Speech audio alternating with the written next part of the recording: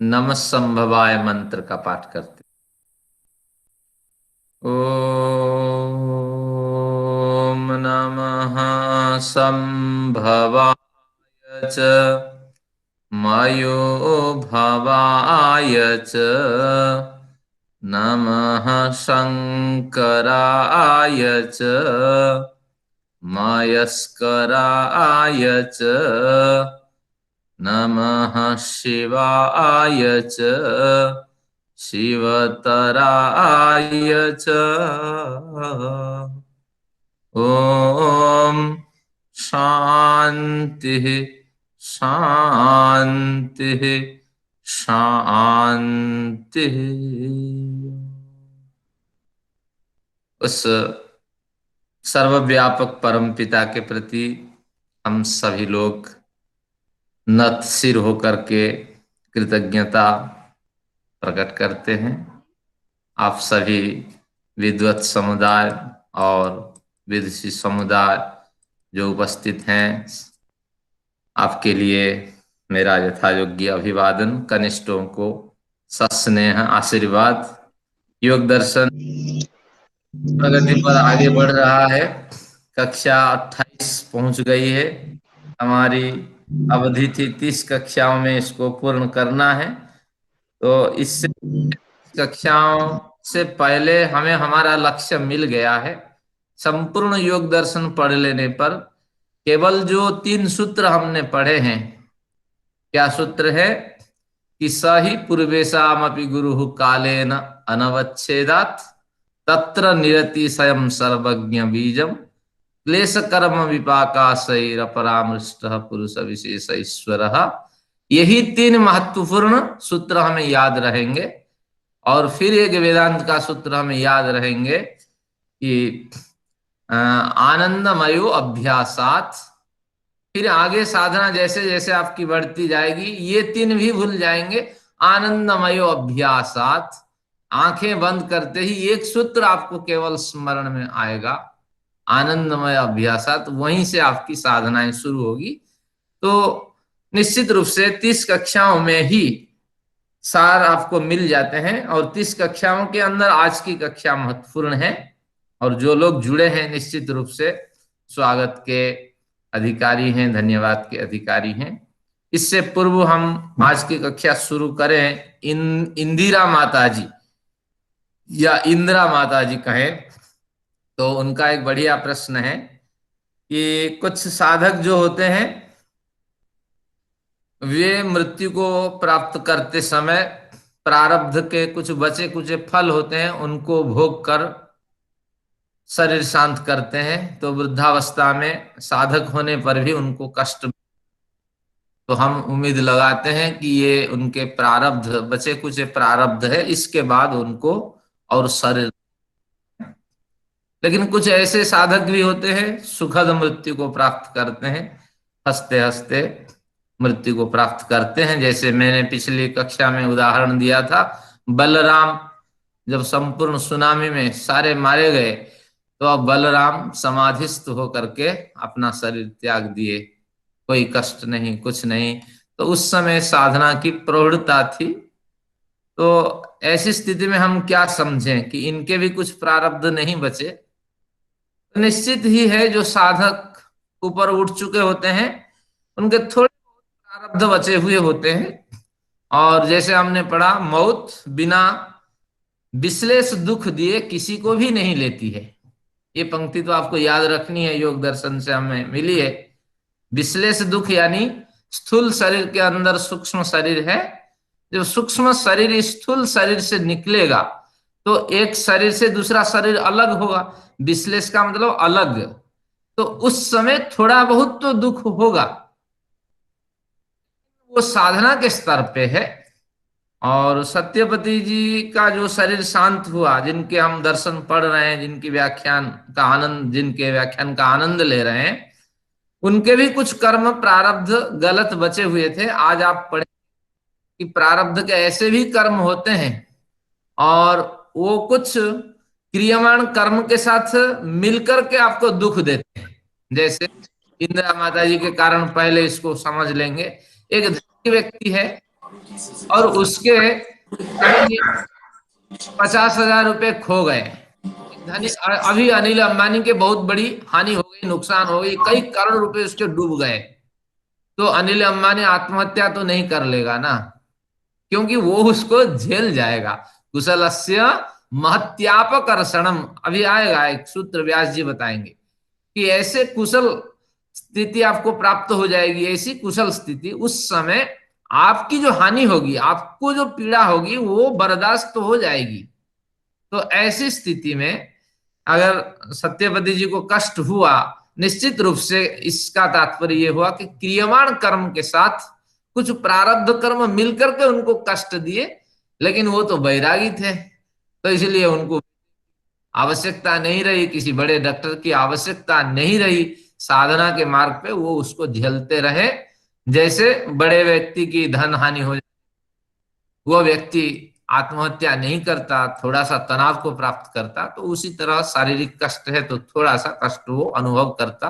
एक दूसरा उदाहरण भी दे सकते हैं कि घर में आपकी रोटी बनी है, आप हमेशा 4 रोटी खाते हैं, लेकिन किसी मेहमान के आ जाने पर आपको 2 रोटी ही मिल पाई, और पत्नी जाकर के दोबारा थोड़ी बनाएगी, आधा घंटा 1 घंटा और खराब थोड़ी करेगी। तो जिस तरह आप एडजस्ट कर लेते हैं, दुख तो होता ही है, 4 रोटी खाने वाला, मेहनत करने वाला आदमी हूं, मुझे 2 मिल रहा है, ये कहाँ से कबाब कबाब में हड्डी आ गया आज, मन में तो कहीं ना कहीं दुख होता है, लेकिन साधक के स्तर पे वो आप एडजस्ट कर लेते हैं। तो उसी तरह शरीर होते हुए भी एक साधक को जो कष्ट मिलता है, तो वो कुशल साधक कहलाता है। उसका कष्ट जो होता है वो अवकर्षण हो जाता है, उसको कुशलस्य अवकर्षणम अभी आएगा कि कुशल साधक की स्थिति में क्रियमान कर्म के साथ प्रारब्ध भोग लिए जाते हैं, लेकिन कष्ट नहीं होता है उतना बड़ा। लेकिन हमारे 100 रुपए खो जाए तो बड़ी मुसीबत, बड़े कष्ट होते हैं। जो पैसे नहीं कमाते हैं, जिनके पास है नहीं, 100 रुपए उनसे खो जाए, तब जीवन में कुछ नहीं रहा, मर जाना ही चाहिए, ऐसी स्थिति होती है। 10 रुपए के लिए एक व्यक्ति को चाकू मारता है, तो ऐसे व्यक्ति के पास 100 रुपए खो जाए, या दिन भर की मेहनत की जो कमाई है वो खो जाए। मैंने बल्कि अखबार में देखा था कि एक मजदूर कमाई करके लाया 500 रुपए, पत्नी को दे दिया, और पत्नी के गोद में बच्चा था, और पत्नी पत्नी ने उसको पकड़ा दिया कि खेलने के लिए, और वो लकड़ी की चूल्हा है, पत्नी बैठ करके रोटी बना रही है, और बच्चे को क्या पता, वो चूल्हे में डाल दिया। अब उतने में वो मजदूर बर्दाश्त के बाहर, वो इतना एक दिन की मेहनत उसकी बर्बाद हो जाए, तो वो बच्चा को उठाया और जोर से पटक दिया जमीन पे, और उसकी जान चली गई। तो तात्पर्य ये हुआ, समाज में दोनों स्थितियां आप देख लीजिए। एक साधक की स्थिति में व्यक्ति जब पहुंचता है, कष्ट तो होता है लेकिन वो बर्दाश्त हो जाता है। लेकिन जो सामान्य स्तर का व्यक्ति होता है वो बर्दाश्त नहीं करता, और तुम्हारी बेटे के लाड़ प्यार से एक मेरी मेहनत नष्ट हो जाए, ये मुझे बर्दाश्त नहीं, ऐसी स्थितियां प्राप्त होती है। तो इंदिरा माता जी के लिए धन्यवाद, उन्होंने बहुत बढ़िया एक प्रश्न रखा, समाधान भी। कि एक व्यक्ति तो दुख नहीं सह पाता, वो स्वयं को खत्म कर लेता है। दूसरा व्यक्ति इतना कमजोर होता है कि पूरे परिवार को मार के खुद मरता है। ठीक है। हाँ जी। और तीसरा व्यक्ति है, उससे कुछ छूट जाते हैं मरने से, कैसे भी समझ लीजिए। तो इन तीनों में आप किस तरह के कर्म का भेद करेंगे? हाँ, इसमें ये तो स्पष्ट ही दिख रहा है कि कर्मों के थोड़ा उच्च नीच है। जिनके प्रारब्ध हाँ। कर्म ज्यादा खराब है, वो कईयों को मार करके साथ में मरता है, और थोड़ा उत्कृष्ट जिनके हैं, तो निश्चित रूप से वह किसी तरह इसको झेलता है, और दूसरों को भी तंग करके, कुछ भी हो जाए, आज पानी नहीं आया म्युनिसिपल का, तो पूरे शहर को, पूरे परिवार को, समाज को, सरकार को गाली बकता रहता है, पानी नहीं आया, सब परेशान है। तो ये दूसरे स्तर का व्यक्ति होता है। और तीसरे स्तर इसी नहीं, तरह समझ लेना, ये प्रारब्ध कर्म पर और हाँ, क्रियमाण कर्म के पर हिसाब से। इसमें एक और प्रश्न उठता है कि जो व्यक्ति बच्चों को मार के खुद मर रहा है, उसकी भावना है कि ये बच्चे असहाय होकर इधर उधर ना घूमे, तो उसकी भावना तो पवित्र है उसको मारने में, तो क्या नहीं, उसको हत्या का पाप मिलेगा? नहीं, ये भावना पवित्र नहीं है। चोर भी तो भावना करता है, चोर को दान दे दिया जाए 500 रुपए, अरे 500 रुपए में तो खून और पसीने की कमाई से जीना चाहता हूं, मुझे 500 रुपए से काम नहीं चले। मैं तो वो रखता हूं कि बंदूक के नोक पे जान को जोखिम में डाल करके मैं कमाता हूं। मुझे किसी के हाथ से दिया हुआ, ऊपर हाथ से दिया हुआ पैसे स्वीकार्य नहीं है। ये चोर की अपनी भावना होती है, और व्यक्ति की अपनी भावना होती है कि मार के मर जाऊं, मेरे मर जाने पर ये विकलांग हो जाएंगे, भीख मांगेंगे सड़क पे, ये अपनी भावना होती है। और ईश्वर व्यवस्था करता है, समाज भी उसकी व्यवस्था करता है, इसलिए दूसरों की चिंता न करें। और उदाहरण तो आप जानते हैं स्वामी विवेक का। उन्होंने जब असंपन्नता की स्थिति में भी उन्होंने लिया वानप्रस्थी, उसके बाद संन्यास लिया, और जो पेंशन ही मिलती थी वो पेंशन स्वयं ही आजीविका के लिए उसको स्वीकार किया। और एक पत्नी वो असहाय अवस्था में छोड़ के चल दिए। जानते थे स्वामी जी कि निश्चित रूप से समाज या कहीं ना कहीं योगक्षेम इनके लिए हो जाएगा। तो इस तरह सोचते व्यक्ति घर से निकल नहीं पाता, तो वैराग्य आने पर भी कोई बड़ा कार्य नहीं करता। तो सोच हमारी होती है, और हमारी सोच सार्वजनिक सोच नहीं है। चलिए, धन्यवाद आप सभी लोगों का। आइए कुछ शास्त्र अध्ययन करते हैं। और कल के प्रकरण में हम सब ने अध्ययन किया था, वह पिछली कक्षा में हम सब ने अध्ययन किया था। ये हमारे मित्र आ गए, हाँ। अब हमने क्या अध्ययन किया था देखते हैं। क्लेश मूलः कर्माशय दृष्टा दृष्ट जन्म वेदनीय। ये तो एक दो सूत्र आपको अभ्यास रखना पड़ेगा। हमने क्या पढ़ा कि जो कर्माशय है, कर्माशय की क्या परिभाषा है? न क्लेश मूलः कर्माशय, आशय यानी समुदाय, समूह, संग्रह। तो क्लेशों का जहां संग्रह, क्लेशों का जहां समुदाय है, और क्लेश रूपी जो बैलेंस है, क्लेश को आप कहिए डिजिटल मनी है, तो उनका जहां स्टोर है, जहां बैंक बैलेंस जिसे कहेंगे, अगर बैलेंस है, तो निश्चित रूप से ये किन किन कॉइन से, किन किन रुपयों से ये बैलेंस बनता है? ना क्लेश मूलः, कि जितने कर्म इसमें स्टोर हुए हैं सबके मूल में क्लेश है। तो क्लेश क्या है? अविद्या, अस्मिता, राग, द्वेष, अभिनिवेश। अविद्या के वशवर्ती होकर अगर आपने पूरी आयु ईश्वर की सेवा करते रहे, और साथ में वही मूर्तियों का पूजन करते रहे, और ज्ञान ही नहीं रखे किसे मारना किसे रखना, ज्ञान ही नहीं रहा कि कर्तापन का त्याग करना, और ध्यान ही नहीं रहा कि जो आसक्ति है उसको छोड़ देना, और ध्यान ही नहीं रहा कि जो द्वेष है तो उससे थोड़ा रहित हो जाना, ध्यान ही नहीं रहा मृत्यु भी आएगी, और निश्चित रूप से जो अनित्य है वो उन अनित्यों का विनाश होगा। तो इस तरह ध्यान जब हमारे पास नहीं होता है, हम संग्रह करके रखते हैं, सब इकट्ठा करके रखते हैं, और जब वो खो जाते हैं हम बिलबिलाते हैं, दुख होता है हमें, और जो मारने वाला है, जो अलग करने वाला है, उसके प्रति द्वेष भाव रखते हैं। तो इस तरह स्थितियों से अगर हमने कुछ कर्म किए हैं, तो वो कर्माशय उस कर्म से बन जाता है, और वही कर्माशय है जो जिन कर्मों के मूल में क्लेश होता है। स्वामी जी क्या लिखते हैं देखिए, अर्थात क्लेश है मूल, अर्थात कारण, जिन कर्म समुदाय के, वह कर्म समुदाय। हाँ, आगे स्वामी जी के अपने व्याख्यान चलता है, हम इसको दो टुकड़ों में करते हैं। तो कर्माशय क्लेश मूलः, जब एक बार कर्माशय बन गया तो उसके दो फल मिलते हैं। इस जन्म में कुछ फल मिलेंगे, और जो बचे रह जाते हैं अगले जन्म में उनके फल मिलेंगे। उदाहरण आपको दिया जा सकता है बढ़िया। अभी जो निर्भया हत्याकांड हुई, तो उसमें बहुत से आरोपी थे। एक रामचंद्र करके था, तो सबको तो फांसी की सजा हुई, लेकिन फांसी की सजा से पहले अब ये रामचंद्र जी सुइसाइड कर लिए। ये तो मन में तो विचार होता है कि देखो सबको फांसी हुई है, और ये व्यक्ति अपनी मर्जी से वो फांसी का जो कष्ट है, जो दर्द है, उसको बिना भोगे ये व्यक्ति चल दिया। तो ईश्वर कहीं ना कहीं उसको जो सजा देने की स्थिति थी, तो उससे उसको अलग रखा। ऐसी बात नहीं है। हम जानते हैं एक व्यक्ति को मारते हैं तो ज्यादा से ज्यादा क्या होगी? कि 10 साल की सजा होगी, या हम 5-10 व्यक्ति को मार दें तो ज्यादा से ज्यादा क्या सजा होगी, वही तो फांसी की सजा होगी।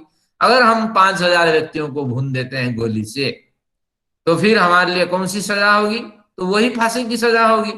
तो अब यहाँ विचारणीय विषय है कि अगर 10 व्यक्ति को मारने वाले की फांसी की सजा है, तो 1,000-5,000 व्यक्तियों को मारने की सजा भी यही वही फांसी है। तो इसलिए ये कानून व्यवस्था हमारा फेल है। तो इसीलिए यहाँ ईश्वरीय व्यवस्था मानना पड़ेगा कि ऐसी सजा उसको मिलनी चाहिए जिन्होंने 5,000 व्यक्तियों को मारा है। क्या सजा होनी चाहिए कि उसको जिंदा जीते जी उसकी चमड़ी उखाड़ते रहे कि तड़पाहट के साथ मरना चाहिए था, लेकिन वो नहीं हो पाया। तो लेकिन जो कमियां रह गई, निश्चित रूप से ईश्वरीय व्यवस्था के हिसाब से अदृष्ट जन्म वेदनीय, अदृष्ट जन्म यानी अगले जन्म में वो सारे फल उसको मिलेंगे, और कितने हजार जन्मों तक उसको कष्ट मिलेगा, उसको पीड़ा मिलेगी, और मौत का भय उसको सताएगा। तो ये सब ईश्वर निर्णय करता है। तो कोई भी जो फल है और उसको बिना भोगे वो फल समाप्त नहीं होता है। वह कर्माशय में अगर कुछ पड़ा है और उसको बिना भोगे ही हम समाप्त नहीं कर सकते। तो ये कुछ सिद्धांत है, आपको याद रखना है। अभी अगर कोई नहीं देख रहा है, आप गलत कार्य कर रहे हैं, कोई बात नहीं, ये जन्म आपका दृष्ट जन्म में फल नहीं मिला, और अदृष्ट जन्म में वो फल मिल जाएगा। तो कोई भी फल बिना भोगे समाप्त नहीं होता है। तो इस तरह ये एक बढ़िया सिद्धांत, कल हमने इसका अध्ययन किया था। फिर ये अंतिम लाइन मैंने बताया था कि क्षीण क्लेशों की थोड़ी रुकावट होती है, और जो नारकीय व्यक्ति हैं उनकी थोड़ी रुकावट होती है। तो ये व्यास जी के विचार से ये पुष्ट होता है। व्यास जी विचार कहाँ से लाते हैं? अपनी परंपरा के विचार हैं। जिस समय व्यास जी ये ग्रंथ लिख रहे थे, टीका लिख रहे थे, तो उस समय परंपरा में ये विचार प्रचलित थे। तो वही सिद्धांत आज भी हम अध्ययन करते हैं, और खुशी है कृष्ण भी अध्ययन किए होंगे इस शास्त्र, इन सूत्रों का अध्ययन होगा कृष्ण के द्वारा। राम भी अध्ययन किए होंगे, और आज हम पढ़ रहे हैं। कौन सी परिपाटी चल रही थी उस समय, आपने क्या बताया? कौन सी परिपाटी आपने बताई है चल रही थी उस समय? व्यास जी के समय पर जो परंपरा समाज में प्रचलित थी, जो क्षीण क्लेश वाले व्यक्ति होते हैं वो थोड़ी रुकते हैं, क्योंकि उनको जो माँ बाप, योग्य माँ बाप की ओर जाना होता है। नारकीय जन्म प्राप्त करने वाले व्यक्ति हैं, नारकीय कर्म करने वाले व्यक्ति हैं, उनको भी ईश्वर थोड़ा रोक के रखता है कि योग्य माँ बाप तक भेजे। तो व्यास जी की परंपरा की ये बातें हैं। व्यास जी अपनी टीका में इन सारे बातों को उल्लेख करते हैं। आपने किसी परंपरा का नाम बताया था, वो मैंने मिस कर दिया। चलिए कोई बात नहीं, आगे देखते हैं। अब एक नया सूत्र लेते हैं। सती मूले तद्विपाको जात्यायुर्भे भोगा। सती मूले तद्विपाको जात्यायुर्भोगा। ये दो सूत्र याद रख लें तो योग दर्शन आप पढ़े हुए हैं। अब यहां क्या है कि विपाकों के ऊपर एरो लगा के लिख दीजिए फल। विपाक शब्द का अर्थ होता है फल। सती मूले तद विपाको, यानी उसको फल मिल जाता है। तो सती मूले, मूल से क्या अभिप्राय है?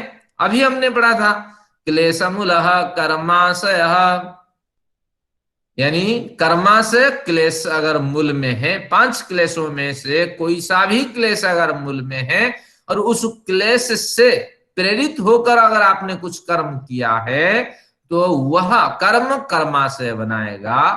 तो सती मूले, उस क्लेश से युक्त कर्माशय के विद्यमान होने पर, सती पर के अर्थ में, मूले सती, मूल के विद्यमान होने पर, मूल के विद्यमान होने पर यानी क्लेशदायक कर्म से बने कर्माशय रूपी बैलेंस के विद्यमान होने पर, अगर आपके खाते में पैसा होगा तभी तो आप निकाल पाएंगे, तो पैसा नहीं होगा तो कहां से निकालेंगे? तो निश्चित रूप से अगर आप खुशियां मनाते हैं, यूरोप टूर में जाते हैं, तो मूल तो है, बैलेंस तो कुछ है। तो जो बैलेंस आपका पड़ा हुआ है वो उस बैलेंस का नाम है मूल रूपी बैलेंस। मूल से अभिप्राय है कि क्लेशदायक कर्मों को करते हुए जो कर्माशय रूपी मूल पड़ा हुआ है, तो उस मूल के होने पर तद विपाक, विपाक उसका फल निश्चित रूप से आपको प्राप्त होगा। अभी मार्च आ रहा है, अभी इंटरेस्ट बैंक देगा, आपके पास कितने पैसे पड़े हैं, तो निश्चित रूप से तद विपाक उसका फल मिलेगा। और किस किस रूप में फल मिलेगा? जात्यायुर्भोगा। भले ही बैंक तय करता है 7% दूं, 8% दूं, 10% दूं, 5% दूं, 4% दूं, 4.5% दूं, लेकिन ये तो बैंक के और आर्थिक स्थिति की व्यवस्था के हिसाब से वो तो अनुराधा जी जाने। लेकिन यहाँ ईश्वरीय व्यवस्था में कोई परिवर्तन नहीं होता है। जात्यायुर्भोगा, 3 तरह के फल मिलेंगे। जाति मिल जाएगी, आयु भी मिलेगी और भोग भी मिलेंगे। तो अगर आपको मनुष्य जन्म मिला है, अगर बढ़िया परिवार आपको मिला है, अगर आपको योग्य अवसर मिले हैं, जो आपने चाहा वो सब प्राप्त हो गया है, निश्चित रूप से आपका तो मूल पड़ा था, लेकिन इस मूल में क्लेश प्रेरित मूल होने पर भी पुण्यमय मूल था। वही पुण्य कर्म में भी क्लेश होता है, क्योंकि सत्कार मान पूजार्थम दम्भ मोहे न चैव यत्, मेरा नाम हो जाए, हाँ, मेरी प्रतिष्ठा हो जाए, भले ही मुझे श्रम करना पड़े, निश्चित रूप से मैं कुछ दान दूं और वो पर्ची में सबको दिखाऊं कि देखो मैंने इतने दान दिए। तो इस तरह की भावना से भी कर्म करते हैं, तो आपका कर्माशय बनेगा वो पुण्य कर्माशय। ऐसे ही बहुत से कर्माशय हमारे रहे, जो इतने लोग बैठे हुए हैं वो कर्माशय से युक्त है। कर्माशय के मूल में क्लेश है, लेकिन वो सुख देने वाला क्लेश है, क्योंकि पुण्य कर्मों से बना, सकाम पुण्य कर्म। अगर मेरे नाम का उल्लेख नहीं होगा, अगर मुझे प्रमुख यजमान नहीं बनाएंगे, अगर मेरा नाम वहां घोषणा में नहीं बताया जाएगा, तो मैं दान नहीं दे सकता। हाँ, निश्चित रूप से एक कमरे में तो मेरा नाम लिख दीजिए कि फलाने व्यक्ति ने इसको डोनेट किया था, इसके लिए राशि दी थी। बड़े बड़े अभी हमारे खन्ना साहब बैठे हैं हरिद्वार में, बड़े बड़े आश्रम होते हैं और कमरे में नाम लिखा रहता है। तो वही जो नाम लिखा रहता है वो सकाम पुण्य कर्म है, उस व्यक्ति को भी जन्म मिलता है और ऐसे सुख मिलता जैसे आज हमें मिल रहा है। तो ऐसे कुछ ना कुछ कर्म हमने किए हैं, बहुत से अध्ययन किए, बहुत सी मदद की और बहुत से लोगों का कल्याण किए, लेकिन नाम के पीछे, प्रतिष्ठा के पीछे कुछ ना कुछ हमने कर्म किया। और जिन लोगों के पाप मूल कर्माशय है, तो उनको दुख मिल रहा है, कष्ट मिल रहा है, सड़क पे बैठे हुए, देखिए शाम हो गया, मच्छर मार रहे हैं, और वो लोग गार्ड के रूप में भी बैठे हुए हैं। देखिए पूरी रात हम आराम से सोते हैं, कैसे मच्छर मारते रहते हैं, और भोजन खा करके कैसे वो लेटते रहते हैं, न उनको बैठना उठना। ये सारी व्यवस्था कर्म के आधार पे है, और सकाम और निष्काम, सकाम और पाप कर्म का ये फल है, पाप पुण्य का फल है। आइए विषय पे आते हैं। क्या कहा कि सती मूले, मूल के होने पर क्लेशदायक कर्मों से बने कर्माशय के विद्यमान रहने पर उसका विपाक होता है, उसका फल मिलता है जाति आयु भोग के रूप में। जाति मनुष्य जाति, और एक जाति गाय की जाती है। अब वो गाय चैन से सो भी नहीं पाती है, क्योंकि अब 4 बजे से आकर के सुई भोंकेगा उसके मालिक, क्योंकि एक गाय 15-20 लीटर दूध देती है, तो कितना खाती होगी समझ लेना चाहिए। और जो इतना खाना खिलाया वो उसको भी चैन नहीं है, रात में आकर के वो सुई भोंकेगा, आधे घंटे में वो फिर दूध धीरे धीरे निकलना शुरू होगा, फिर वो उसको दुहेगा, तो चैन से भी सो नहीं पाती है। और इस तरह समस्या। एक और भी जन्म है, भोजन नहीं मिलता, देखिए कुत्ते गलियों में घूमते हैं, बिल्ली इधर उधर घूमती है, और वो जो खाती है हम नहीं दे पाते हैं, चिड़िया कैसे इधर उधर घूमती है, कोई व्यवस्था नहीं है, न सुरक्षा की व्यवस्था है, न भोजन की व्यवस्था है। ये जाति क्यों उनको मिल गई, प्रश्न उठता है मन में। हमें तो मनुष्य जाति है, हमारे पास कल के लिए खाने की व्यवस्था है, कई पीढ़ियों तक भी भोजन की व्यवस्था है, लेकिन उनके लिए क्यों नहीं? ना यही कारण है, सती मूल। जैसे मूल में होगा ऐसी तो जाति मिलेगी। एक सर्प है, थोड़ा इधर उधर गया तो उसकी हत्या हो जाएगी। तो ये क्या जन्म है, वो बच करके निकलता है कि किसी की नजर न लग जाए, नहीं तो उसको पकड़ करके डाल देंगे चिड़ियाघर में। तो इसलिए सती मूले, मूल के होने पर और विपाक होगा, फल होगा, जाति मिलेगी। इस जाति में हम कोई बदलाव नहीं कर सकते। और आयु और भोग, और अगर जाति आचार्य वैसा, जी, हाँ जी, आचार्य जी, कुछ तो लोग हैं जो मनुष्य जाति में तो हैं, उनके कुछ अच्छे होंगे जो उनको मनुष्य जाति तो मिली, लेकिन वो बहुत ही बुरी हालत में है। और जो पशु है, कहीं अब जैसे कोई कुत्ता है अच्छे अमीर घर में है, उसको तो बहुत ज्यादा गोद में ले रहे हैं, बेड पे सुला रहे हैं, साथ में और उसको बिस्किट खाने पीने का दे रहे हैं, सब कुछ बहुत अच्छे से उसकी जिंदगी निकल रही है। और उसके मरने पर उसका क्रिया भी करते हैं, संस्कार भी करते हैं। तो ये और मनुष्य एक है जो मनुष्य जिसको एक रोटी भी नहीं मिल रही है और बहुत दुखी है, बहुत बीमार है, बहुत तरह से। तो ये जाति तो मिली उसको, दोनों को एक अच्छे ठीक, कर्मों से मनुष्य को मिले, लेकिन इतना वो दुख बढ़िया। भुगत रहा है। प्रासंगिक बताइए। प्रश्न है, प्रासंगिक है। मनुष्यों की हम तीन श्रेणी मानते हैं, एक उत्तम, एक अधम और एक मध्यम श्रेणी है। तो अधम श्रेणी के व्यक्तियों के लिए मनुष्य मिलने पर भी अंत्य जाति के ये मनुष्य है, मानसे अंत्य जातिताम, जिनके मानसिक कर्म खराब रहे, दूसरों की बुराई सोचते रहे, दूसरों को भले बुरे बोलने के लिए और दूसरे के भलाई और बुराई करने के लिए निरंतर इनके विचार चलते रहे।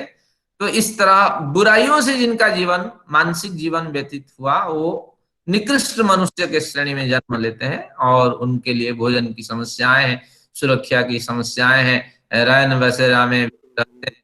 तो ये कुछ निच श्रेणी के मनुष्यों के लिए व्यवस्था है। हम सब मध्य आचार्य जी, मनुष्य। आचार्य जी, आचार्य जी, एक बात पूछना चाह रही थी।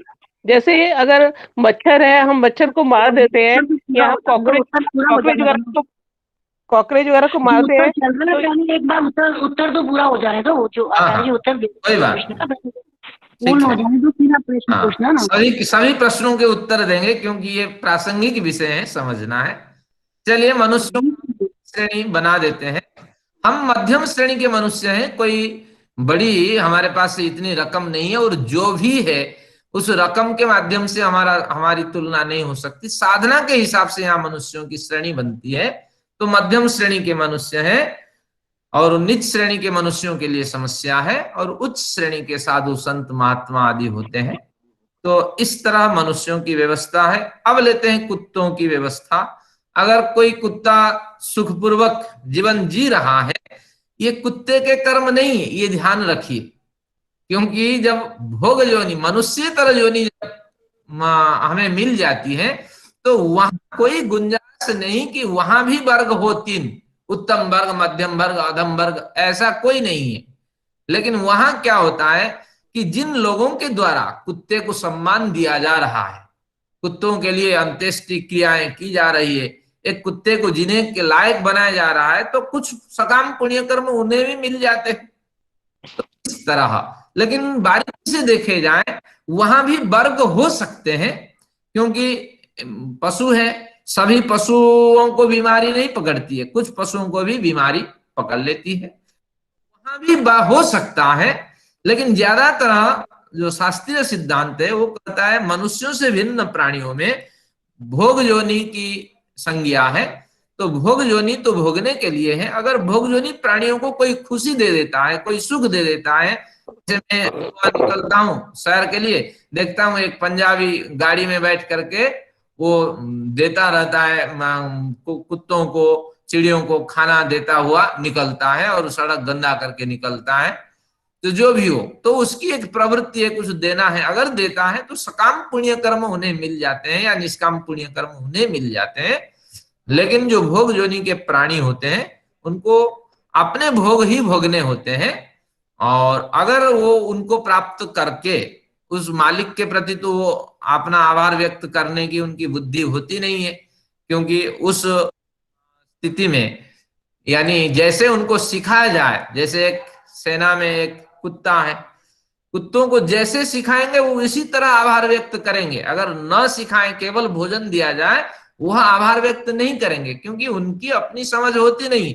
हमें कोई कुछ दे हम बड़ी श्रद्धा से उनकी तारीफ करते हैं, उनके प्रति आभार व्यक्त करते हैं, ये सारी वृत्तियां हमारे पास हैं लेकिन उनके पास नहीं है। लेकिन तुम्हें ऐसे जो कोई दे, थैंक यू करना, इस तरह उनको अभिवादन करना, ये इनको सिखाया जाता है। तो जब सिखाया जाता है, जिसने सिखाया, ये क्रेडिट उसको जाती है। तो ये कुछ बारीकियां हैं, आपको समझना है।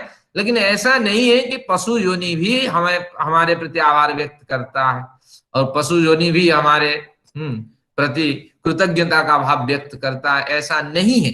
लेकिन कहीं कहीं एक्सेप्शन भी है कि अगर आप बढ़िया भोजन खिलाते हैं कुत्ते को, वो चूं चूं करके आपके पास आता है, इनको तो सिखाया नहीं जाता है। लेकिन अगर आता है तो भोजन के अभिप्राय से आता है, लालसा के अभिप्राय से आता है। तो इसको बारीकी से समझना होगा। जो भोग योनि के प्राणी होते हैं, भोग को भोगने के लिए हैं। तो इस तरह कुछ विचार होते थे, इसका समाधान हुआ। हाँ बोलिए। आप थोड़ा नियत विपाक और अनियत विपाक पे थोड़ा प्रकाश डाल देंगे? हाँ, आज चर्चा करेंगे उसकी। हाँ आचार्य जी, एक पूछना चाह रही थी मैं कि हाँ जैसे हम लोग मच्छर हैं, मच्छर हमें काटता है आके, तो ये हम इसे मार देते हैं, तो इसके क्या कर्म हमारे में बनेंगे और हम क्या उसको फिर भुगतेंगे क्या? जैसे मच्छर इतने काटते हैं तो हम उसे मार देते हैं, तो क्या हमारी फिर कर्म बनेंगे और हमें भोगने पड़ेंगे क्या? ठीक है, एक वेद का मंत्र लेते हैं समाधान के लिए। दंडेन हन्मृच्छिकम जम्भेना गतम। दंडेन हन्मृच्छिकम, मैं डंडे लेके विच्छू की पिटाई कर देता। हाँ, और घने नहीं, घने न हन्मे वृश्चिकम, घन पत्थर का एक बड़ा सा टुकड़ा लेकर के मैं बिच्छू को कुचल देता हूं। और अहिम दंडेनागतम आगतम अहिम दंडेन हन्मी, मेरे पास काटने के लिए आ रहे सर्प को भी मैं डंडे से मारता हूं।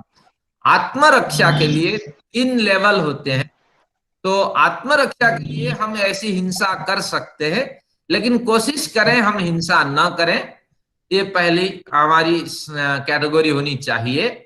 और दूसरे स्तर में हम उनको संकेत करें बार बार कि हमें न काटें, और उसके प्रिकॉशंस अपनाएं, मच्छरदानी अपनाएं, कपड़े फूल अपनाएं, और ये आपके जो मच्छर की बत्ती है उसका प्रयोग करें।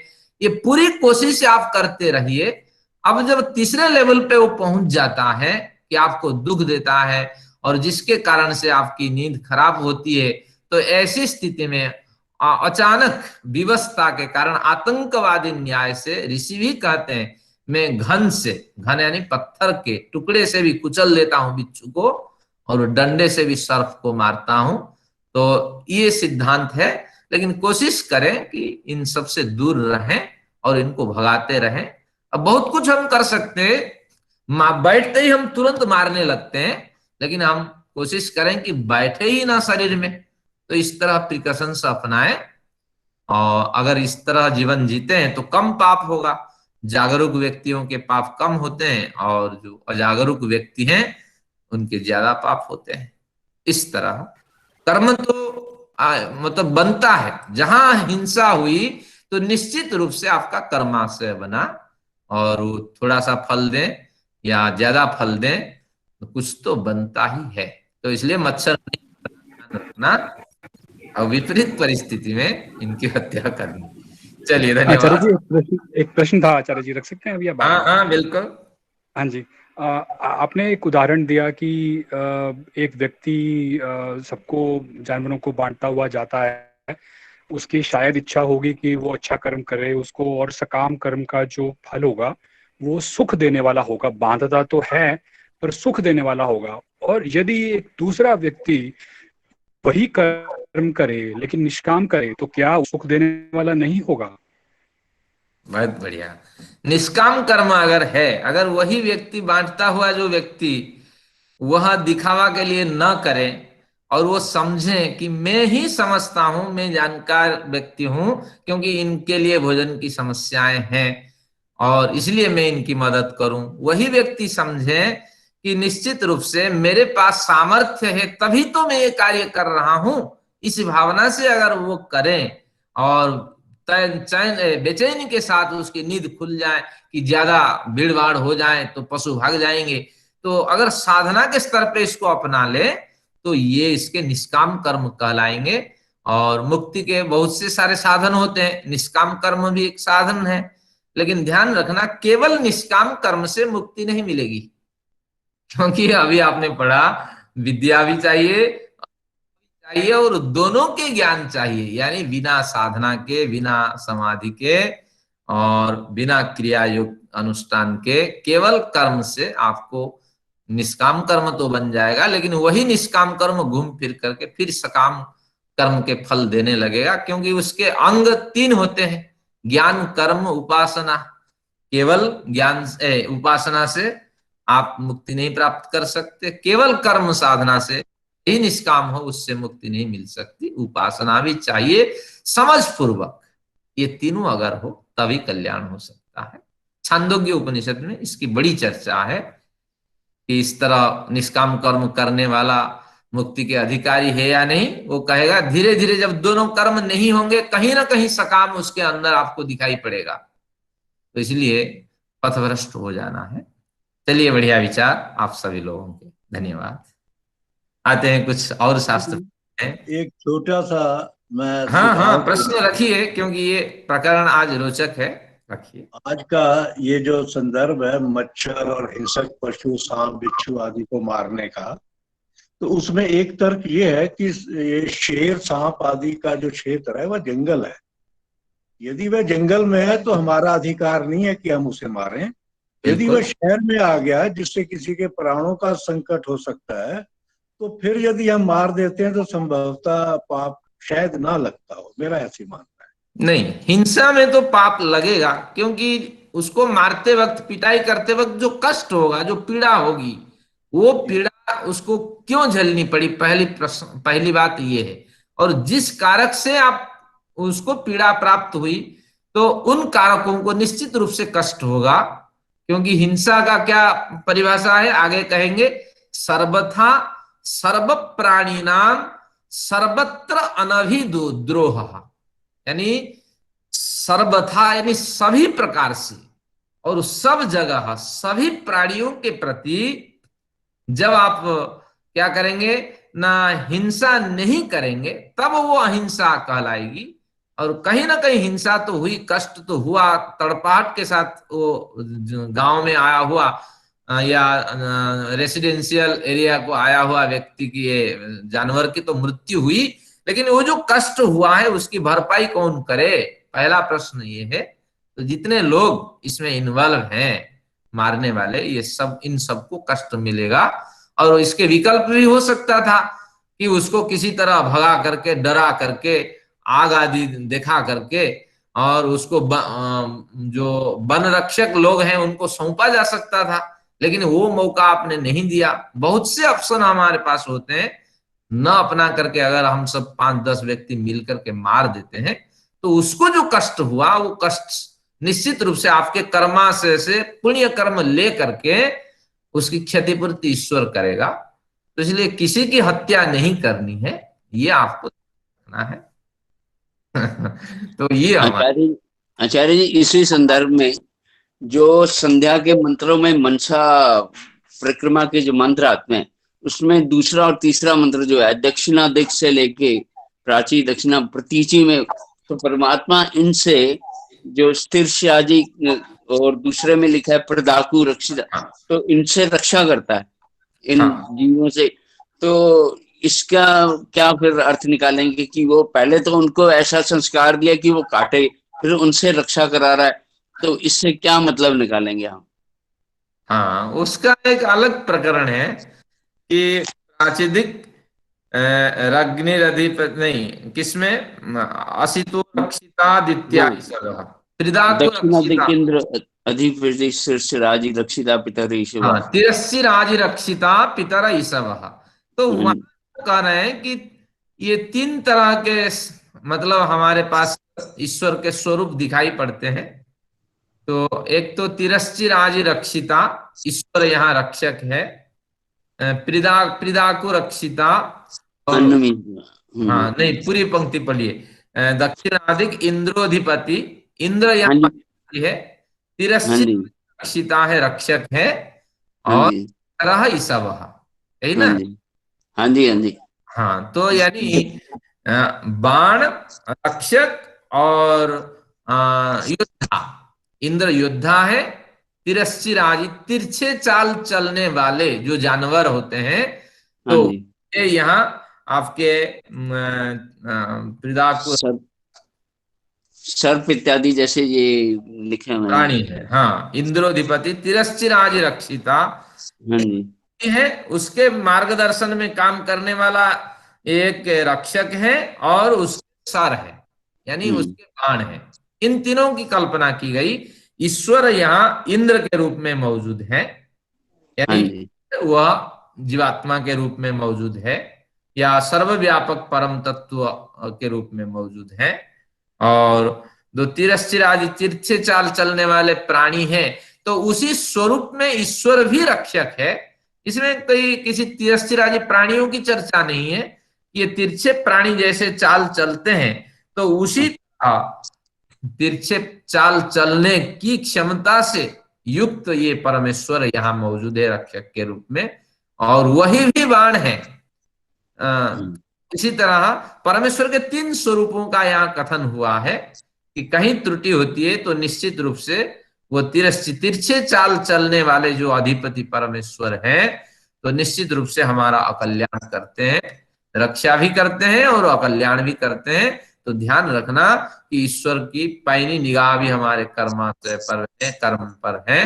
तो जैसे जानवर हमें नुकसान पहुंचाते हैं, तो ईश्वर भी यहाँ तिरस्चिराज रक्षक बन करके विद्यमान है।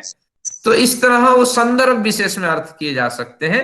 तो आखिर में कहते हैं कि जो समान दृष्टि यम वयम दृष्टि, ये सारे साधन के रूप में ईश्वर मौजूद होने पर ईश्वरीय ज्ञान से जब हम रहित हो जाते हैं, तो निश्चित रूप से हमसे भी कोई द्वेष करता है, हम भी उससे द्वेष करते हैं। तो इन दोनों स्थितियों में हम उस किसी की द्वेष न करके और इस जो न्याय व्यवस्था है उसको ईश्वर के हाथ में अर्पित कर देते हैं। जैसे चाहे ऐसे करें, हम किसी की हिंसा नहीं करना चाहते हैं, क्योंकि जब ईश्वर ही हमारे लिए रक्षक है, अधिपति है और आयुध के रूप में विद्यमान है, हम क्यों हिंसा करें, वही जाने। तो इस तरह हमारी जो सिद्धांत है, हमारा जो सिद्धांत है अहिंसा सिद्धांत है, और योग दर्शन की पहली परिभाषा अहिंसा है, क्योंकि यम का पहला लक्षण क्या है? अहिंसा, सत्य, आचर्य। तो कहीं भी छोटी सी हिंसा होती है तो वो हिंसा ही मानी जाएगी। आइए आगे बढ़ते। धन्यवाद आचार्य जी। हाँ जी बोलिए। हाँ जी मेरी बोलिए। एक प्रार्थना है सभी से, आपसे भी, कि जैसे अब आप ये योग दर्शन पढ़ा रहे हो सूत्र, बीच में प्रश्न ना करें ताकि हमारा ये लिंक ना टूट जाए। प्रश्न के लिए लास्ट में 10-15 मिनट रखें, जिसको जो प्रश्न हो अपना नोट करते जाएं, और आखिर में जब आपका पाठ पूरा हो जाए उसके बाद अपनी अपनी शंकाएं रखें, ताकि ये लिंक हमारा सीधा रहे, बीच में टूटे नहीं। चलिए, धन्यवाद आपका विचार। मैं आपके विचार से सबको अवगत करा दिया। आगे बढ़ते। मैं भी कहना चाहूंगा कि तद्दीपा को धन्यवाद। हाँ जी। यदि मुझे अनुमति दें तो मैं भी यही निवेदन करना चाहूंगा। इस अन्यथा बहुत व्यवधान होता है और बात टूटती रहती है। प्रश्न के लिए अंत में समय रखें, बीच में आपका प्रवचन अनियमित बिना व्यवधान के चलता रहे, वही बेस्ट रहेगा। ठीक है, कुछ विषय भी कवर हो जाएगा, आगे ध्यान रखेंगे। नहीं आचार्य जी, एक इसमें संशय है कि प्रवाह के बीच में ही प्रश्न उठते हैं और उसी के साथ समाधान चाहिए होता है। कक्षा में भी हम बैठते थे, वहां भी यही तरीका होता था। बाद का प्रश्न कभी कभी उपयुक्त सा नहीं नजर आता। उन प्रश्नों को लिखते जाओ, जैसे ही कक्षा खत्म हो जाए अपने प्रश्नों के उत्तर करो, ताकि बीच में और लोगों का जो है लिंक लिखने का है या कुछ और है वो तो लिंक उनका ना चलिए, टूटे। दोनों मार्ग आपके लिए खुला है। दर्शन बड़े गंभीर विषय होते हैं, जैसे आपने कहा प्रश्न तो वही प्रवाह के बीच में उठते हैं, वो आप विवेक कर लेना कि अगर उपयुक्त प्रश्न है और आप रखें। आइए विषय देखते हैं। एक बात और आचार्य जी, ये वीडियो जैसे वीडियो सारे खोल लेते हैं, इससे आपकी आवाज में फर्क पड़ता है। कृपया करके वीडियो बाकियों की बंद करवाएं, जिससे आवाज क्लियर आए। ठीक है, आप वही करें जो अभी आपको इंस्ट्रक्शन मिल रहा है, सभी म्यूट कर ले। आइए देखते। सती मूले तद्विपाकः, मूल के होने पर उसका फल मिलता है जाति। तो जाति हमें ईश्वर प्रदत्त है और ये कर्म विपाक के हिसाब से ईश्वर देता है, ईश्वर मनमानी से हमें जाति नहीं देता। और आयु भोग अगर जाति निर्धारित हुई तो एक कुत्ता कितने साल जीता है? 12 साल। एक औसतन आयु उसकी मतलब 12 साल है, लेकिन बीमारी और भोजन आदि की समस्या के कारण ये जल्दी 5-7 साल में लुढ़क जाता है। वह ज्यादा से ज्यादा अगर संपन्नता के साथ कुत्ता जीता है, एक कुत्ता जी जाता है तो 10 साल वो खींच लेता है। तो जाति के हिसाब से एक छोटी सी आयु निर्धारित होती है, क्योंकि जो कर्म निकलता है जाति, उस जाति के हिसाब से आयु निर्धारित होता है और उस हिसाब से भोग निर्धारित होता है। भोग से मतलब है सुख दुख प्राप्त जो भोग है। भोग भोजन में ले सकते हैं, भोग आप ये ले सकते हैं कि जिन जिन से आपका व्यवहार होगा, जिन जिन से आपका संबंध होगा, संपर्क होगा, उसको ले सकते हैं। अगर सर्प जाति का प्राणी है तो उसका भोग भी निर्धारित होगा कि वो तो चूहे को खाएगा, मेंढक को खाएगा, तो इस तरह निर्धारित होगा। वो रोटी नहीं खाएगा और वो घास नहीं खाएगा। तो गाय है, उसके लिए उसका भोग निर्धारित है, सुख दुख देने वाला भोग भी निर्धारित है, किस परिवार में जाएगी और जिस हिसाब से उसको उस परिवार में जाने पर क्या क्या भोग मिलेगा। भोग सुख सुविधा और उसका व्यवहार और उसका भोजन, ये भोग में निर्धारित होगा। अब यहाँ एक विचारणीय विषय है कि आयु और भोग को हम बदल सकते हैं, लेकिन जाति को नहीं बदल सकते। ये ग्रंथकार को लिखना चाहिए था और इस पे ग्रंथकार ने कोई टिप्पणी नहीं की और हमारे जो व्यास जी है उन्होंने कोई टिप्पणी नहीं की, ध्यान नहीं रहा उस समय परंपरा में। लेकिन देखिए, आयु और भोग को हम बदल सकते हैं, यानी जो आयु हमें मिली है, जैसे हमें आयु बहुत थोड़ी सी मिली है, लेकिन अगर संयम से हम जीवन जीते हैं तो निश्चित रूप से जन्म के समय पे भयंकर दमे के हम शिकार रहे, उदाहरण के रूप में, और माँ बाप को कोई उम्मीद नहीं थी कि हम जीवित रह पाएंगे। किसी तरह लड़खड़ाते हुए हमें उन्होंने 10-12 साल तक जीवित रखा और इसके बाद हमारी समझ हुई और धीरे धीरे हम व्यायाम करने लगे और बड़े प्रिकॉशन अपनाने लगे और धीरे धीरे आयु बढ़ती हुई चली गई, लेकिन जीवन में हमें कोई कष्ट नहीं हुआ और मृत्यु के आखिर समय तक भी इस बीमारी का जो प्रकोप था उससे हम बच गए। तो निश्चित रूप से आयु की हम वृद्धि कर सकते हैं अपने संयम से, और भोग भी हम अपना निर्धारित कर सकते हैं। जैसे बहुत से लोग हैं, साउथ इंडियन है, और वो क्या करते हैं कि निश्चित रूप से साउथ इंडियन यानी यहाँ तो लड़ाइयां होती रही, मुसलमान आक्रमण होता रहा और भयंकर शोषण यहाँ होता रहा, लेकिन वहां इतनी लड़ाइयां नहीं हुई। वहां धर्म संस्कृति आदि जीवित है। देखिए, महाराष्ट्र जाइए, हाँ, या साउथ इंडिया के किसी भी प्रांत में जाइए, वहां जितने वेद पे काम हो रहे हैं और जितने काम हो रहे हैं उत्तर भारत में उतने नहीं, लेकिन इनके होने पर भी इनका भोग उस हिसाब से निर्धारित होना चाहिए जो उत्तर भारत में जो भोग ग्रहण करते हैं। देखिए, उत्तर भारत के लोग ज्यादा क्या करते हैं कि वेजिटेरियन होते हैं, लेकिन वहां ज्यादा आपको नॉनवेज के व्यक्ति मिलेंगे। वही ब्राह्मण है, वहां पूजन करके आएगा, इधर खा लेगा, उधर खा लेगा। मैं तो जानता हूं कि बंगाल आदि की प्रांत में और बहुत से प्रांत हैं, वहां राजा मंदिर बनाता है, और हमारे प्रांत में भी राजा मंदिर बनाता है, एक व्यक्ति को नियुक्त करता है कि जिन दिनों ये व्यक्ति सेवा देगा, तो एक उसको कहते हैं भाट, वो व्यक्ति का काम होता है कि 5 बजे से रात जिस दिन जिसकी ड्यूटी है उसके घर में वो डेरा डालेगा। उसका एक अलग भवन बना होता है, वो व्यक्ति पूरी निगरानी रखेगा कि ये व्यक्ति गलत तो भोजन नहीं कर रहा है, कुछ नहीं कर रहा है, उसके साथ खाएगा, उसके साथ बैठेगा और उसी के साथ फिर उसको मंदिर लेके जाएगा, रात को भी वहीं निवास करेगा। उस समय राजा लोग जानते थे कि निश्चित रूप से ये अमेध्य भोजन ग्रहण करते हैं, लेकिन जिस समय मंदिरों में पूजा आदि होती है तो उस समय उन्होंने इस तरह एक व्यवस्था बनाई और हर ब्राह्मण आज भोजन करता है, अमेध्य भोजन करता है। नॉन वेज के बिना तो जीवन जीता नहीं। अरे गाय भैंस जैसे क्या घास फूस खाते हो, खा के देखो ना, क्या बढ़िया है। जोमाटा से मंगाओ हाँ स्विगी से मंगाओ, ऑर्डर करो, आधे घंटे में पहुंच जाना है, 20 मिनट में। तो ये एक चुनौती है, आप समझ लेना चाहिए। भोग हम बदल सकते हैं, जो भोग हमारे लिए निर्धारित है, हम घास खाएं या मांस खाएं, ये हमारे ऊपर निर्भर है। जैसी समझ बढ़ जाती है तो ऐसे भोजन छोड़ दिए जाते हैं। तो आज भी बड़े परिवर्तन होते हैं। देखिए मेरे दोनों बच्चे हैं, मेरी पत्नी है, हाँ ये भोजन अब मेरे साथ करने लगे हैं। अब बिल्कुल शाकाहारी भोजन है। लेकिन आगे देखिए इनके जो परिवार है, बिना मछली के और बिना मटन के इनका गुजारा नहीं होता था, लेकिन दोनों बच्चे तो मैंने निर्माण कर दिए। तो इस तरह आप सोचना चाहिए, भोग को हम बदल सकते हैं और आयु को भी हम बदल सकते हैं, लेकिन जाति को बदल नहीं सकते। मनुष्य कभी पशु नहीं हो सकता। लेकिन इतना भी यहाँ भी एक गुंजाइश है, अगर गलत कार्य करता है लोग उसको पशु ही कहेंगे, जानवर ही कहेंगे। क्योंकि हमने पूर्व सूत्र में पढ़ा था, नहुस को तिर्यक योनि के प्राणी लोग कहने लगे।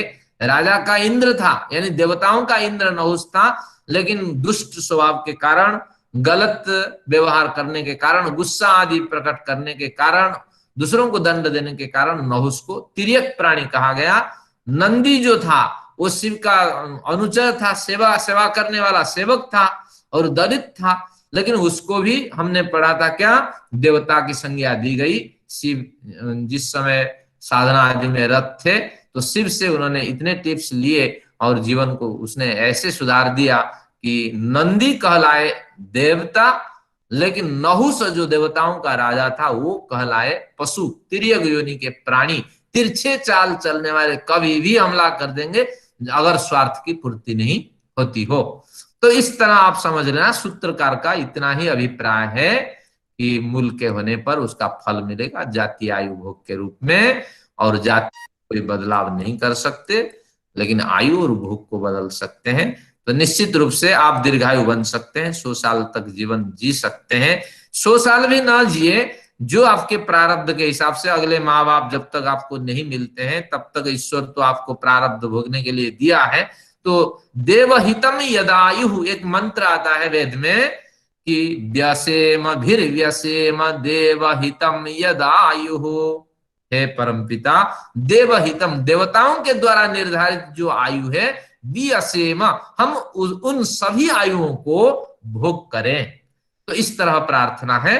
तो जाति आयु भोग के रूप में विपाकों के कारण जो फल मिले हैं उसको पूर्ण हम भोग कर सकते हैं अगर संयम से जीवन जिएंगे।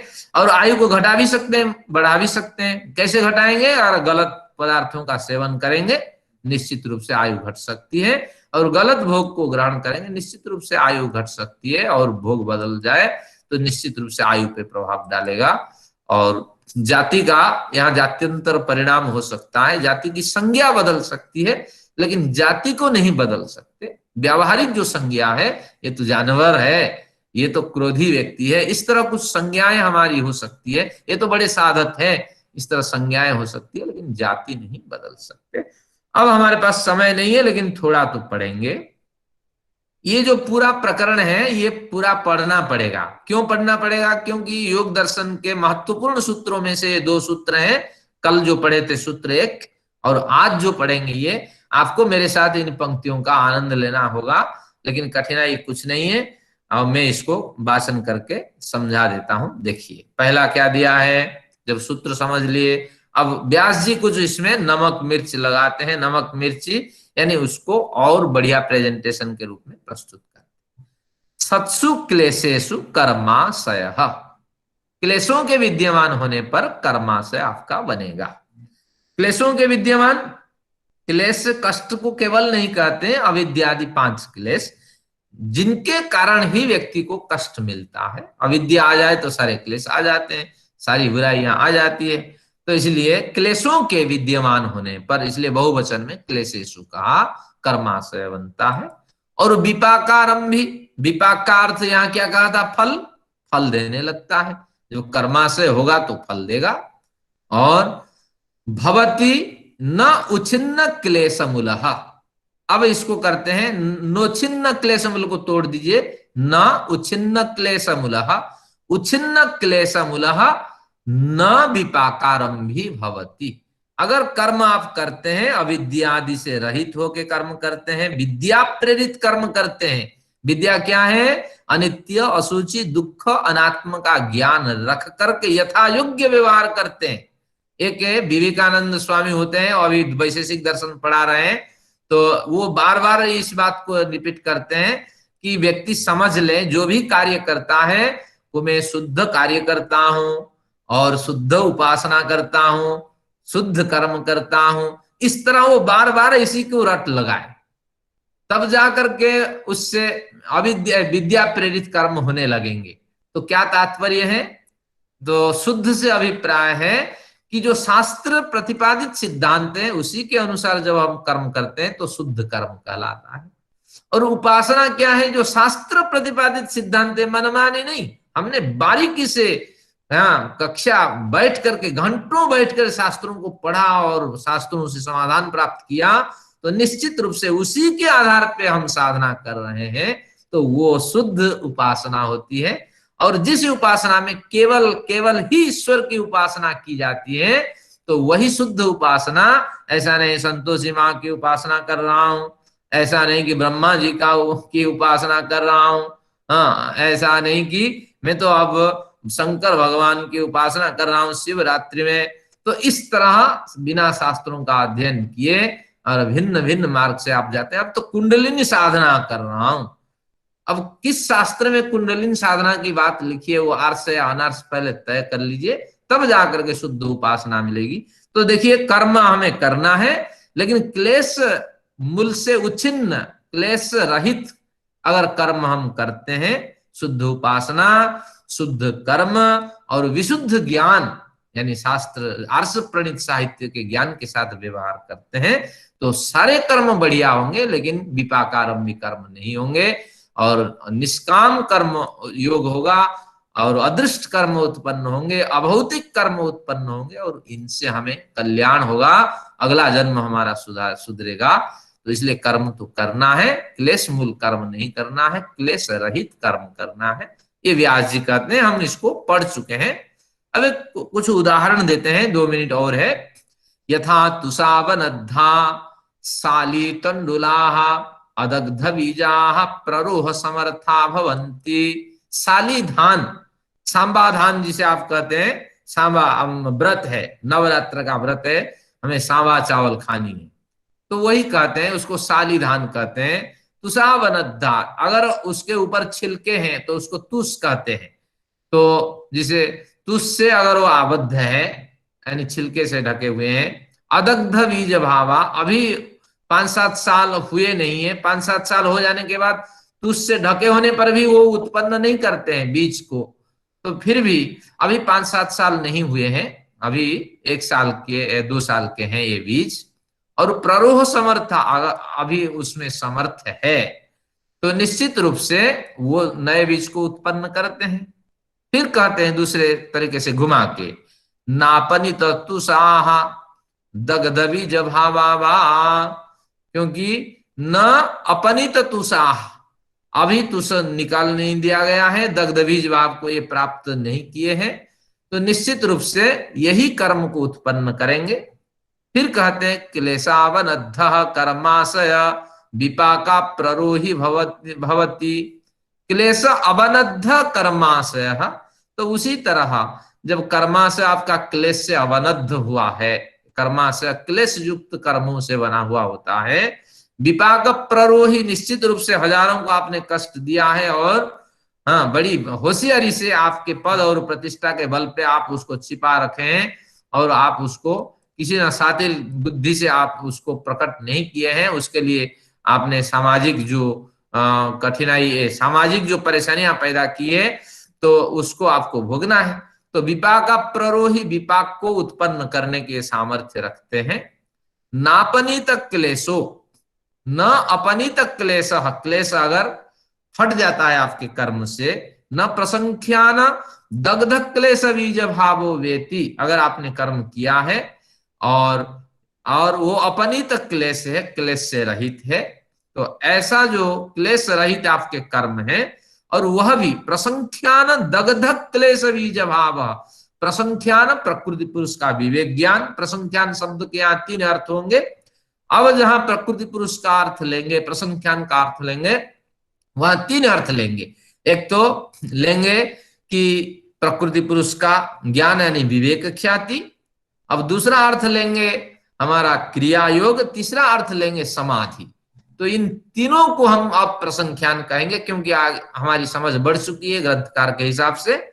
तो अगर क्रिया योग का अनुष्ठान करते हैं, प्रकृति पुरुष का विवेक ज्ञान हम में है और समाधि आदि में कुछ समय हम देते हैं, तो उस प्रसंख्यान ज्ञान से अगर हमने दग्धबीज कर दिया है, किनको कर दिया है? अपने गलत कर्म संस्कार को, कर्म वासनाओं को हमने कर दिया है, तो नापनीतः न अपनीतः न भवति, नापनीत क्लेश, अपनीतः क्लेश, क्लेशों को हमने दूर कर दिया है प्रसंख्यान ज्ञान अग्नि से, और दग्धबीज भाव को प्राप्त कर गए हैं। तो न वेति न विपाक प्ररोही, ये अब विपाक उत्पन्न करने में समर्थ नहीं होंगे। सच विपाक त्रिविधो जाति आयु भोग।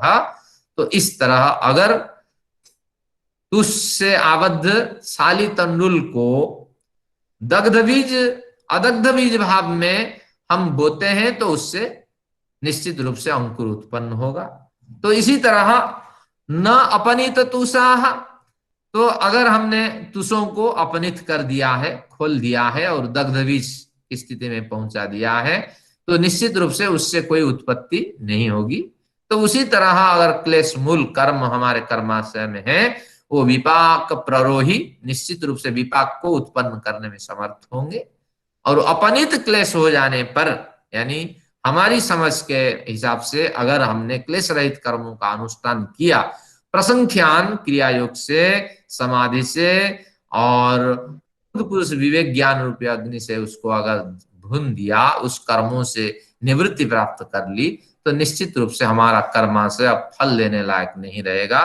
सच विपाक त्रिविधा, जैसा भी जैसी भी स्थिति हमारे साथ होगी, उस हिसाब से 3 प्रकार के फल हमें मिलेंगे कि जाति आयु भोग। अगर कर्माशय है तो निश्चित रूप से भोग मिलेगा, अगर दग्ध हो गया है तो कर्माशय की बात ही नहीं उठती है, तो निश्चित रूप से जाति आयु भोग की प्राप्त होगी। अब फिर आपको एक डायग्राम से अगले दिन समझाऊंगा कि कर्माशय जो है, जैसे हमने पढ़ा, अब लालच की बारी आई, कुछ लालच देती ताकि अगली कक्षा में आप आएंगे तो ऊपर लिखेंगे कर्माशय, नीचे लिखेंगे आपको दृष्ट जन्म वेदनीय, और एक इधर लिखेंगे राइट हैंड साइड में अदृष्ट जन्म वेदनीय। अदृष्ट जन्म वेदनीय यानी जो इस जन्म में फल दे रहा है, हम देख रहे हैं हमारे साथ क्या क्या फल मिल रहा है, और जो फल संभावित है हमारे क्रियमाण कर्म से, वो होगा अदृष्ट जन्म वेदनीय। फिर अदृष्ट जन्म वेदनीय कर्म के 2 हिस्से होंगे, और वो क्या होगा कि इस जन्म में वो होगा आपका वो होगा नियत विपाक और अनियत विपाक। इस तरह 2 होंगे कि जो कर्म अभी नहीं दिख रहा है लेकिन कुछ तो कर्म फल देगा, तो जो संभावना है वो नियत विपाक है। इसके बाद कुछ तो फल हमें और इसके अतिरिक्त मिलेगा, वो अनियत विपाक कहलाएगा।